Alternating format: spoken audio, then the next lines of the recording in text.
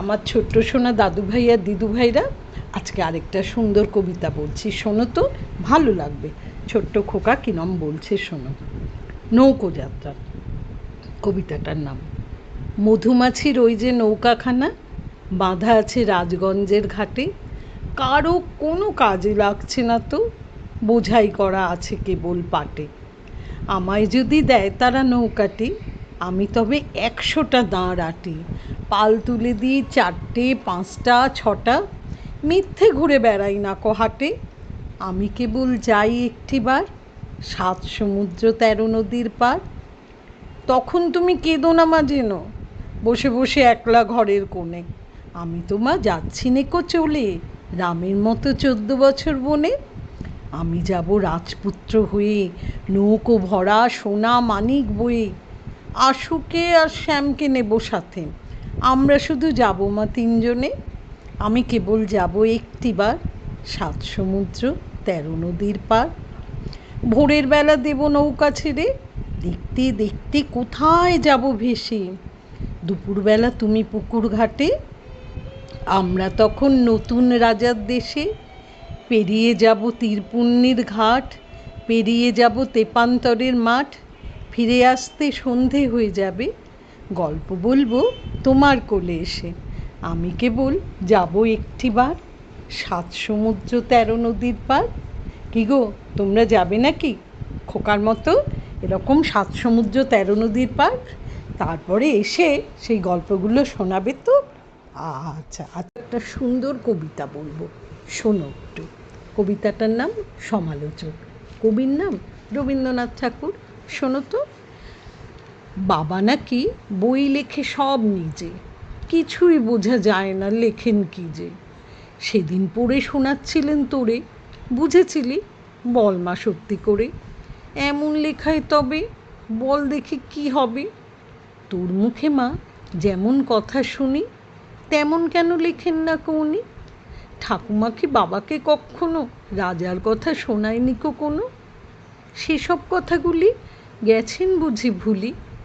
স্নান করতে বেলা হলো দেখে তুমি কেবল যাও মা ডেকে ডেকে। খাবার নিয়ে তুমি বসেই থাকো, সে কথা তার মনেই থাকে না কো।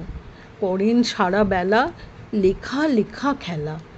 বাবার ঘরে আমি খেলতে গেলে তুমি আমায় বলো দুষ্টু ছেলে। বকো আমায় গোল করলে পরে, দেখছিস নে লিখছে বাবা ঘরে। বল তো সত্যি বল, লিখে কি হয় ফল? আমি যখন বাবার খাতা টেনে লিখি বসে দোয়াত কলম এনে, ক খ গ ঘ উম হ জ বড়। আমার বেলা কেন মা রাগ করো? বাবা যখন লেখে কথা কও না দেখে। বড় বড় রুল কাটা কাগজ নষ্ট বাবা করেন নাকি রোজ? আমি যদি নৌকো করতে চাই অমনি বলো নষ্ট করতে নাই। সাদা কাগজ কালো করলে বুঝি ভালো? দেখেছো তো বাচ্চাটার কি রাগ বাবার উপরে। বাবাও লিখবে আর ও সেই বাবার খাতার মধ্যে ও লিখতে চায়, কিন্তু সেটা কি মা দেবে? কেন দেবে বলো? বাবা তো অন্য রকম লেখে, কত বড় বড় বই লেখে, কিন্তু বাচ্চাটা তো তা করবে না। তোমরা কিন্তু এরকম বায়না করো না, হ্যাঁ? আজকে একটা কবিতা বলছি, তার নাম হচ্ছে রাজার বাড়ি। কে লিখেছে বলো তো? হ্যাঁ, রবীন্দ্রনাথ ঠাকুর। আমার রাজার বাড়ি কোথায় কেউ জানে না সে তো। সে বাড়ি কি থাকতো যদি লোকে জানতে পেত? রূপো দিয়ে দেয়াল গাঁথা, সোনা দিয়ে ছাদ, থাকে থাকে সিঁড়ি ওঠে সাদা হাতির দাঁত। 7 মহলা কোঠায় সেথা থাকেন সুয়োরানী, 7 রাজা ধন মানে গাঁথা গলার মালাখানি। আমার রাজার বাড়ি কোথায় শোন মা কানে কানে। ছাদের পাশে তুলসী গাছের টব আছে যেইখানে। রাজকন্যা ঘুমায় কোথায় 7 সাগরের পারে, আমি ছাড়া আর কেহ তো পায় না খুঁজে তারে। 2 হাতে তার কাকন দুটি, 2 কানে 2 দুল, খাটের থেকে মাটির পরে লুটিয়ে পড়ে চুল। ঘুম ভেঙে তার যাবে যখন সোনার কাঠি ছুঁয়ে, হাসিতে তার মানিকগুলি পড়বে ঝরে ভুঁয়ে। রাজকন্যা ঘুমোয় কোথা শোন মা কানে কানে, ছাদের পাশে তুলসী গাছের টব আছে যেইখানে। তোমরা যখন ঘাটে চলো স্নানের বেলা হলে, আমি তখন চুপি চুপি যাই যে ছাতে চলে। পাঁচিল বেয়ে ছাপাখানি পরে মা যেই কোণে, সেইখানেতে পা ছড়িয়ে বসি আপন মনে। সঙ্গে শুধু নিয়ে আসি মিনি বিড়ালটাকে। সেও জানে নাপিত ভায়া কোনখানেতে থাকে। জানিস নাপিত পাড়া কোথায়? শোন মা কানে কানে, ছাদের পাশে তুলসী গাছের টব আছে যেখানে।